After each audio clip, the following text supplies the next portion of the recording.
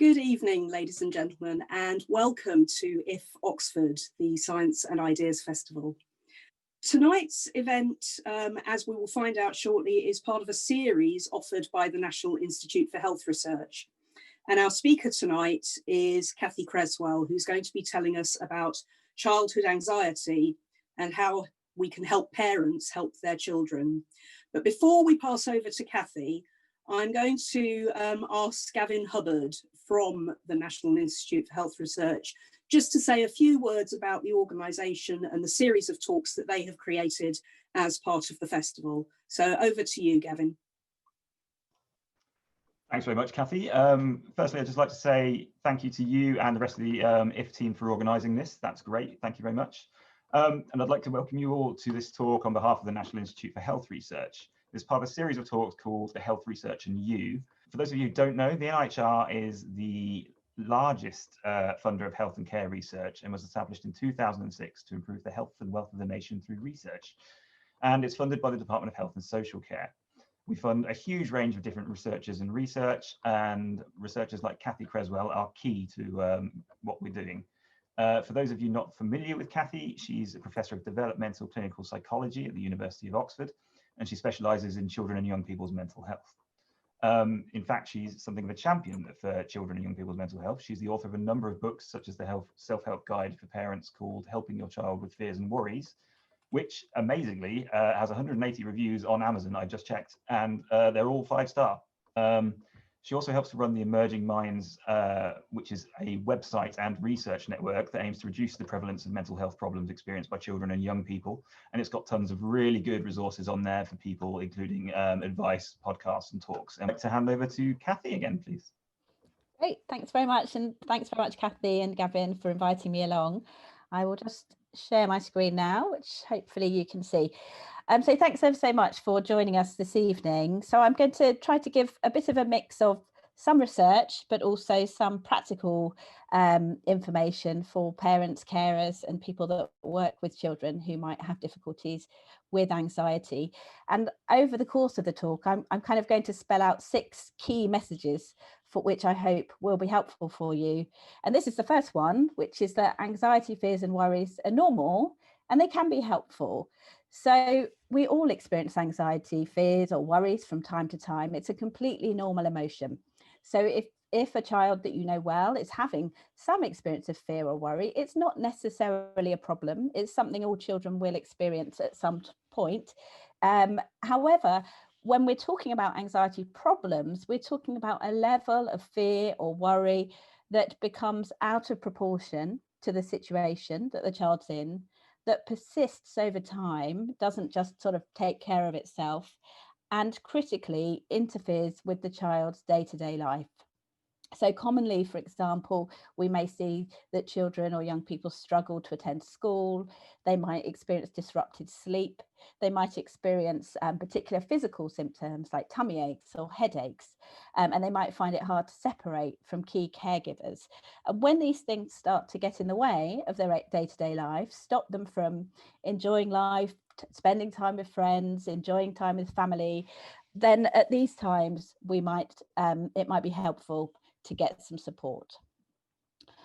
And it's really important to highlight that actually these kinds of anxiety problems are not unusual, and actually over a quarter of us will experience a level of anxiety that interferes with our day-to-day life at some point during our lifetime.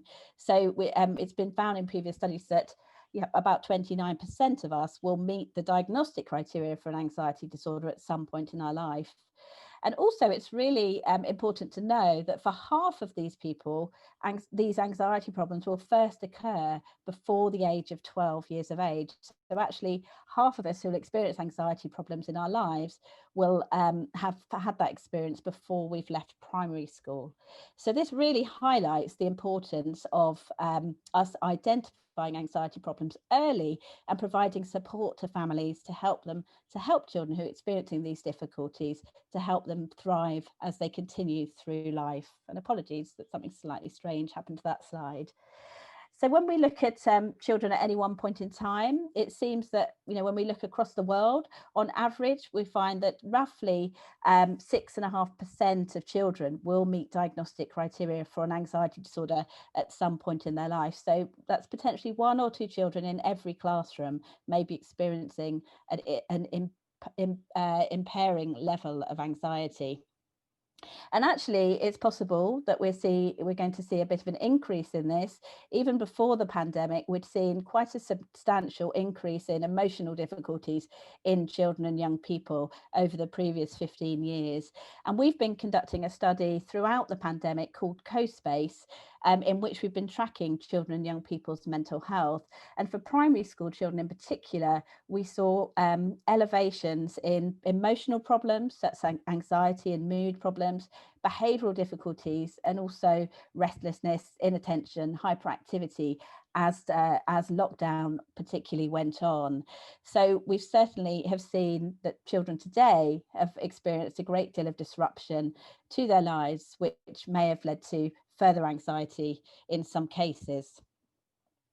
So I guess that's the first important message, that anxiety is very common, and in many cases is not necessarily a problem, but in some cases it can become a problem. And I guess in those situations, it's important to be able to recognize it, to understand it, and to be able to take some action. But before getting onto that, I think the next message I really want to get across is that actually there's rarely one single cause. So if, for example, you are a parent of a child who's experiencing problems with anxiety, I just want to let you know not to beat yourself up about it, because actually it's a complicated situation and there's typically a number of interacting factors that make a difference to whether a child experiences problems with anxiety or not. And it's really important that parents do give themselves a break, because actually in one study that we conducted where we identified children in the community who had problems with anxiety, we found that 56% of parents said that a sense of blame or failure was an obstacle for them that prevented them from seeking help for their child's anxiety. So please don't hold back. And please do recognise that there are a number of different interacting factors that interact to influence whether children have problems with anxiety or not. And just to illustrate that, I just want to talk you through a study that was conducted by some colleagues of mine at the University of Reading, Lynn Murray and Peter Cooper. And what they did in this study is they trained parents to act in a socially anxious way or a socially relaxed way when a stranger entered a room and chatted to them before going over to speak to their child, who was in all of these studies, this study was a toddler. So the stranger would come in, talk to the parent, and then go over and interact with the child. And what they found in this study was that the way that parents acted in front of the child, that the impact that had on the child very much depended on the child's temperament. So when we're talking about temperamental fear, children with high temperamental fear are children who may be more cautious in new situations, more reluctant to seek novelty and approach new situations, more likely to hold back, stay close to a carer. So if a child had that kind of temperament, if their parent acted in a socially anxious way, our blind raters then observed that child to be much more avoidant of the stranger when the stranger approached them. However, for the children who had low levels of temperamental fear, these are your really laid back children who are kind of happy to give a go to anything that's new. For them, it didn't make any difference whatsoever whether their parents acted in this socially anxious way or not. So what this highlights is that, yes, of course, our behaviours as parents do make a difference, but actually only with certain sorts of children, and with other sorts of children, then they're not going to respond to those same behaviours. And so it really highlights actually how hard it is to parent an anxious child, because they're much more on the lookout for what's going on around them and potential signs of threat than more laid back children for whom we can actually get away with quite a lot more. We saw very similar patterns when we looked at parental autonomy promoting. So here we trained parents either to, when they were, in this case, the children were preparing to show a drawing of their family to a stranger who had a video camera, so a slightly stressful task. And these were 4 and 5-year-old children. So they had to do a drawing, and the parents were trained either to promote autonomy, so that means they are encouraging the child to do the drawing for themselves, maybe commenting on it, but not really getting involved. Whereas the more sort of controlling parents were trained to sort of step in, be much more active, make much more direct suggestions, maybe take the pen and get involved. And again, what we found is that those children with low trait anxiety, here in the red bars, they really weren't influenced at all by what their parents did. So whether their parents kind of sat back and let them do it and take the lead, or their parents took over a bit more and took the lead, it actually made no difference for those children. They weren't particularly anxious, whatever happened. However, those children with the blue bars are those who had high trait anxiety. And again, they seem to be much more tuned in to the reaction of those around them. So when their parents sort of jumped in and took over a bit more, those children, when we then rated their anxiety, when they came to present their drawing, were observably much more anxious in that situation. So again, highlighting this really important interaction between the child's temperament and what they bring and the experiences that they have. And so really want to highlight there that there's really rarely one single cause. So parents may have felt, am I to blame? Is it my fault? But actually, as we've seen there, it's really not that simple. Children are learning all sorts of things from the world around them. And actually what they learn is very much influenced by what they bring to the situation. However, even though there is rarely one single cause, as parents, we can still make a difference. And this is illustrated from data from a trial we conducted, where we basically supported parents of children with anxiety disorders to help their children to overcome their difficulties with anxiety. So in this study, we didn't work with the children at all. We just worked with the parents. We provided the parents with a book. And then as therapists, we help the parents to implement the strategies and think about how those strategies apply for their particular child, and to problem solve any difficulties that arose. And what we found was that by the end of treatment, which was only 5 hours long in the blue case and only 2.5 hours long in the red case, we found that a significant number of children had recovered from their anxiety disorder. So over 50% after just 2.5 hours of intervention, and more like 75% after just 5 hours of intervention. And you can see by 6 months in both conditions, about at least about 3/4 of the children had recovered just from this very brief support to help parents to help their children. So that makes it all sound very easy, but of course it isn't that easy. But I just want to now highlight some of the key tips from the strategies that are covered in this kind of approach.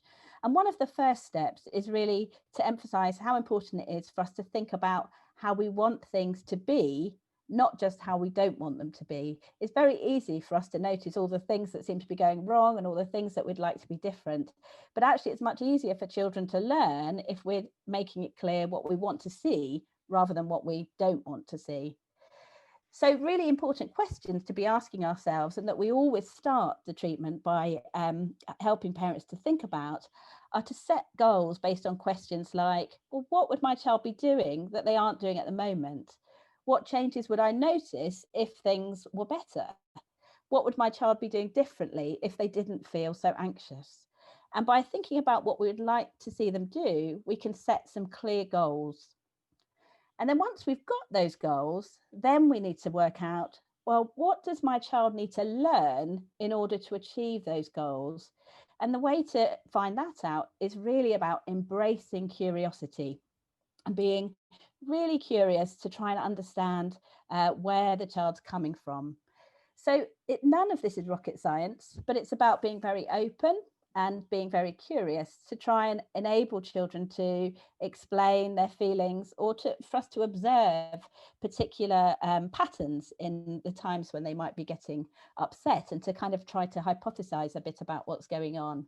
But some of the simple questions we can ask are open questions like, why are you feeling worried? What is it that's frightening you? What do you think will happen if you go into your bed on your own, for example? What's the worst thing that might happen? What is it about this situation that's making you feel worried or frightened? And of course, asking those with a really curious tone that shows that we're interested and we're not about to try and correct them. And so critically there, we need to respond with empathy and showing that we recognise that, of course, if they're worried that something's going to get them or a burglar's going to break in the night if they're in the bedroom on their own, of course that must make them feel anxious, and we understand that, and labelling the emotions, and also showing that this is a normal reaction. Many children who experience problems with anxiety feel that there's something weird or abnormal about them. So we want to show that, yeah, I can completely understand how you feel. If I was worried about that, I would be feeling the same way. And maybe it reminds me of a time when I had a similar experience. So really trying to normalize those reactions. And then from having those kind of conversations and observing what our children can do, we can then think about, well, okay, I've got an understanding now of what my child's thinking. So what do they need to learn in order to develop a new way of seeing the world? So, for example, one child here, the goal is to be able to regularly ask questions in class. If they could do that, we would feel pretty confident that they'd overcome quite significant difficulties with anxiety. And through being really curious, we managed to find out that they were worried that they might get told off if they got something wrong and that the teacher might shout and get cross. So what do they need to learn? Well, what they need to learn is what will really happen if they ask a question. What will really happen if they get something wrong? What will the teacher really do? And actually, if they do get cross, how will they cope? And so it's all about trying to find ways that are alternatives to avoiding situations where we don't get to learn anything new, but instead creating situations where we do get to actively learn new information that we can put into place to help us to overcome these anxieties. So here's another example. For this child, for us to feel confident that they had overcome their difficulty with anxiety, we would want to see them in school every day. And the child might has expressed that, well, my mum will get hurt if I'm not at home and won't be there to pick me up. So here, what does the child need to learn? Well, they need to learn, well, what really does happen to mum when you're at school? What would happen if mum couldn't pick you up, and how would they cope? So again, it's about preventing avoidance of those situations, but instead creating opportunities to learn new things. And once we've got a sense of that, then we can put these things to the test. But with children, they may not be that keen, so you probably need to do it gradually. So here it's about breaking the goal down into steps for children to gradually put their fears to the test and have opportunities for new learning. And to really help promote that new learning, it's great if we can get them to predict what they really think will happen before they go into a situation. And then to think about, well, how they can face that in a gradual way, which becomes goes from being easier to harder, with a really clear reward for each step, just to help them, motivate them to give something a go, which they might otherwise feel really quite worried about. And then it really is about giving it a go, but then actively reflecting on what happened and what they learned. Did their prediction come true, or did something else happen? What did they learn from that experience? And then critically, what do they need to do next to keep that learning going? And then the other really critical part of this is that, of course, some problems will come along the way. So it's going to be really critical that we help to build children's confidence in solving those problems. And actually, in research that Monica Parkinson in our team conducted some years ago, she found that although anxious children were more likely to say they weren't very good at solving problems, when you actually give them tests to test their problem solving abilities, they were perfectly capable. So it really reflected a lack of problem solving confidence in children. And so we all need to, of course, resist the urge to step in and solve problems for anxious children, which is very easy for us to do because obviously we want to prevent them from becoming distressed, and instead work with them to help them generate solutions and to give them a try. So in summary, these are the 6 steps that we've talked through. That anxiety, fears and worries are normal and can sometimes be helpful. But of course, as we've seen, sometimes they can interfere with life. And at those times, it's important to take action. But in doing that, it's really important to remember there's rarely one single cause. So really, as we've said, be kind to yourselves, but also recognise that you can make a difference. And to do that, first of all, think about how you want things to be, not how you don't want them to be. Think about what your child needs to learn, being really curious, and then put their predictions and expectations to the test. And that probably needs to be done gradually. And as problems come along, use them as an opportunity to help the child build their confidence in solving those problems.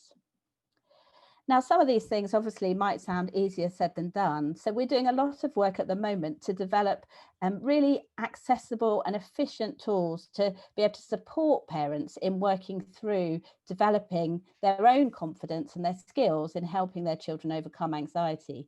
So we're conducting one study at the moment, which is an NIHR programme grant for applied research, in which we're using an online intervention that we developed, which parents can use from home, and they can access all this quite simple material from homes, including videos and animations, and a therapist supports them on a weekly basis over the phone. And in the ICAT study, we're looking at trying to improve our identification of child anxiety through primary schools, and then to provide a really swift, seamless pathway that goes from identification to intervention by supporting parents using this online tool. And that work is a 5-year project that finishes with a large randomized controlled trial involving quite a large number of primary schools. So if you're from a school, or you've got children in school who might be interested in taking part, please do get in touch. And in fact, we're just starting up another study now called MyCats, which is actually focused on younger children. And this is for children in Key Stage 1 who are identified as being at risk of developing anxiety problems. And we're looking at, we've adapted the online intervention for parents of younger children so that we can look at intervening earlier for those who might be at risk, to see whether we can prevent the development of anxiety disorders in those younger children. And then in another study recently funded by the National Institute of Health Research and UK Research and Innovation, we're also looking at supporting children who've got more extensive problems, who've been referred to child and adolescent mental health services, who, as you can imagine at the moment, are facing a number of challenges. Particularly that over the lockdown period, particularly a lot of people didn't seek help. So there's the expectation of quite a large rebound in people seeking help, particularly now as children are settling back into schools, but whilst we're still in quite an uncertain situation. So we've got the potential for increased referrals, increased sort of uncertainty for children, which means that there may be a particular challenge for CAMHS in meeting the need, but also the need to continue to be able to work remotely and deliver treatments in remote ways in many settings. So through this online intervention, where we can support parents, we've potentially got a really efficient way to provide remote support to parents, but in a way that's sufficiently flexible to meet the needs at this current time and to relate to COVID specific worries that children might be experiencing. So we're just starting now this new trial in which we'll be recruiting over 500 families very quickly, and we'll be comparing the brief online parent support intervention to whatever CAMHS are able to deliver at the moment in the current COVID context.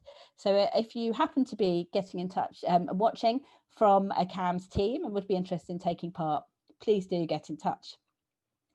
And then I also wanted to mention another way to get in touch with to get involved in our research, because we do a lot of patient and public involvement activity, and all the work that we do is underpinned by discussions and consultation with parents and children and also wider stakeholders to make sure that what we're doing is what families want us to do, and it also is being done in ways that they're happy to take part in. So one of the ways in which we do that is through our ICATS Facebook group, which is open to any parents to join. And through that, we regularly circulate information that we hope is useful for parents, but we also regularly invite parents to share their thoughts about aspects of the research that we're doing.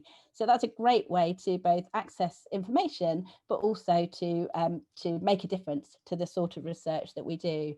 And you can also find out more about what we're doing by following us through a number of different routes. So through our topic research group, through particular studies like ICAT's Eye to Eye, and as Gavin mentioned, through the Emerging Minds Research Network, which is really about facilitating more research in child and adolescent mental health.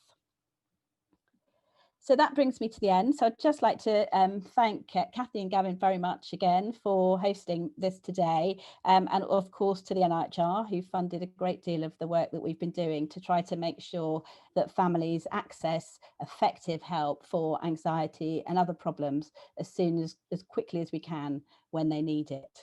So I'll stop there. Thanks very much. Thanks very much, Cathy. I think that's absolutely great. We've had quite a few questions coming in, so I'll skip through some of these for you now, if that's okay. We've got one question that asks, how does your research feed into CAMS, which is Child and Adolescent Mental Health Services? Yeah, so the slide that I showed, which showed the results of one of the trials we'd done, that work has fed into CAMS quite extensively, particularly through the CAMS sort of early help teams. So there's, over the last few years, it's been development of quite large cohorts of new workforces of children's wellbeing practitioners and also education mental health practitioners. So those teams across the country, all of the training courses now provide training in our brief parent-led CBT approach, so that that approach is getting out now very broadly through child and adolescent mental health services. And as I mentioned, the COCAT study is now also being directly delivered through CAMS services, where we're making this online intervention for parents so that they can access support easily and efficiently from home.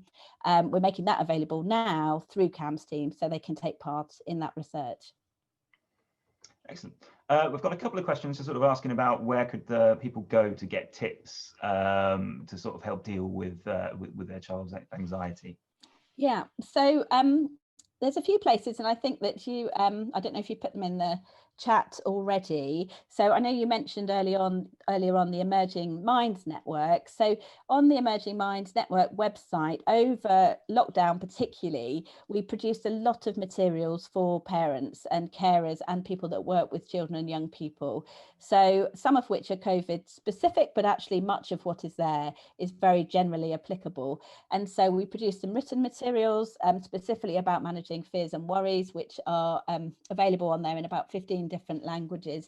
And there's also a number of webinars and podcasts that cover all sorts of areas which parents told us they were struggling with during lockdown, but are obviously all things that are struggles for parents all the time. So I would definitely recommend people have a look there for to access quite a lot of tips. And we have a wider list of resources there too, which might be useful.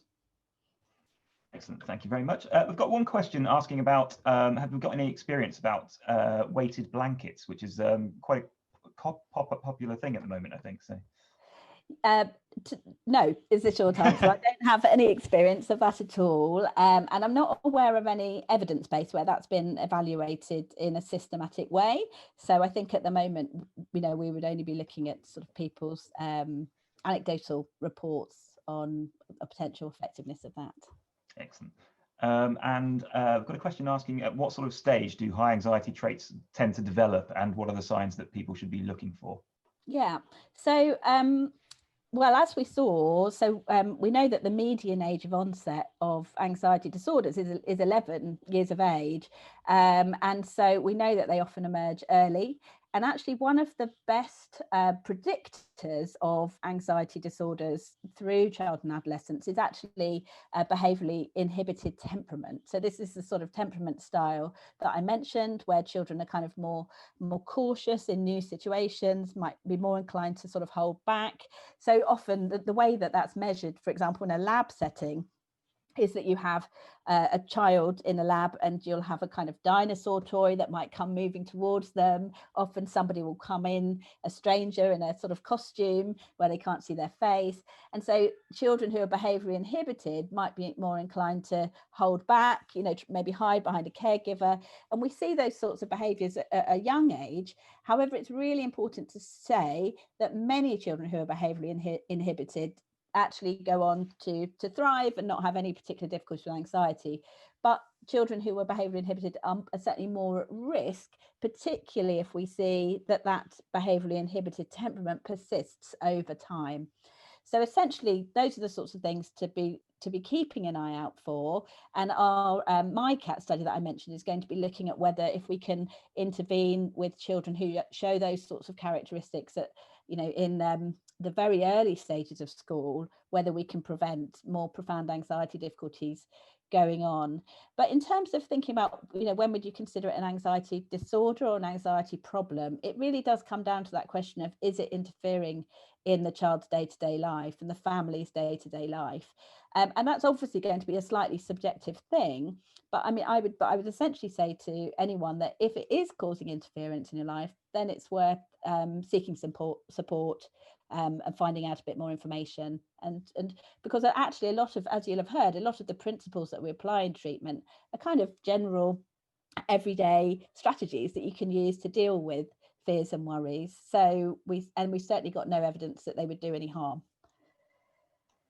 Okay, thank you very much. We've got a few questions asking about that mention the topic of autism and whether or not these sorts of fears and anxiety should be handled differently with children on the autism spectrum. Yeah, it's a really good question. And so anxiety disorders are very common among children and young people with autism and autistic spectrum disorders. So the evidence base currently does support a similar approach, in that all of the work we do is essentially a cognitive behavioural approach, which is all about targeting anxious thoughts and overcoming avoidant behaviours to help people discover new learning. So actually that same sort of approach has been evaluated with children with autism, and although predominantly the studies have been with children with fairly high functioning autism, but in those studies they generally have found that a CBT approach is effective. But what the trials have tended to differ in that many of them are a bit longer, and the treatments go on over a longer period of time, and really that's because often more work is needed to help generalize the learning to new situations. And we're actually working with a team in Manchester at the moment to look at how our parent-led approach might be helpfully adapted for parents of children with autism, with a view that we're expecting that there are going to be some, additional things or different things that it might be most helpful for parents to do. So I hope that we'll be able to say more about that in the future. But I think the main message is actually that studies that have been done so far do suggest that that a similar sort of approach, a cognitive behavioural treatment, can be very effective for children with autism who have problems with anxiety. Okay, I think we've got time for just a couple more questions. Emma Halliday has asked, have you found that the techniques still work with children who have anxiety due to adverse early childhood experiences? She's got talking about children who might find it difficult to express what they're anxious about or what their feelings are. Yeah, so in our trials, we've never sort of screened children on the basis of adverse childhood experience. And so, and we haven't collected systematic data on their previous experiences, but obviously from delivering the treatments, we know that many of the children have experienced particular adverse childhood experiences. And we, so we can only report on this anecdotally, but certainly we've seen really good outcomes for children who have had those sorts of experiences. So I think at the moment we certainly don't have a good reason not to offer the same sort of approach. And actually, but again, if parents are in a position to be empowered and supported and given confidence to help their child, then I think that can be very powerful.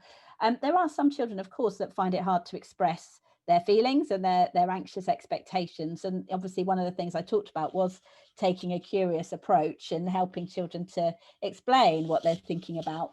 And I suppose the key thing to say there is, well, often it's we're not expecting anything especially deep. They might give quite a simple explanation, and that's fine. We can work with that. It might even be, I just won't like it.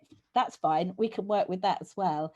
Some children, of course, won't say anything at all, or may might not be able to articulate it, or they might not have a clear sense what they're worried about. They might be worried they'll just get a horrible feeling, and again we can put that to the test. Sometimes children are not going to verbalize at all, and in those cases it's much more about looking for patterns and hypothesizing, and then working out for ourselves right, what do we think we could do that might help the child get some new learning and put these things to the test? And then we sort of try it, see how it goes, and see what they seem to have learnt along the way. So it's really just and that's really where the therapist support comes in with these programs, is about adjusting the strategies so that they work for individual children as well as possible. Excellent. And I think this is probably going to be our last question from Michelle, who asks, have any of the studies looked at broader interventions from within schools, as children spend a fair amount of their time there, as well as interventions from parents? Yeah, it's a really good question. So our studies have focused particularly on parent support and how we can empower parents. But there are other studies that have looked at other work that can be done more broadly within schools. Typically, what they've tended to do is to sort of deliver almost sort of CBT lessons within the school context. And there is some evidence of some benefits of these. However, it's not as clear that that sort of general classroom approach brings as many benefits to children who are really struggling with anxiety, who might need a bit more of a focused, targeted intervention than that sort of classroom level approach. And we know a bit less about that in terms of school interventions. But actually, we've just got a new team member, Helen Manley, who's just joined us, who's a teacher who is going to be doing a DPhil with us, who's going to be, who's funded by the NIHR. Who is going to be looking particularly at classroom management strategies. So rather than delivering lessons for 8 weeks, actually, what can teachers be doing on a day-to-day basis all the time that might help support children who have difficulties with anxiety? So watch this space. I'm sure she'll have lots of great things to tell us before too long. Thank you very much, Cathy. I'll hand over to Cathy. Yes, that's confusing, isn't it, having two Cathys? But thank you to Cathy and Gavin for giving us such an insight into what we can do to help our anxious children. And hopefully it has at least reassured some of you that you're not on your own and there is help available. Again, my sincere thanks to Cathy and Gavin for this evening's event, and we'll look forward to seeing you at the next event.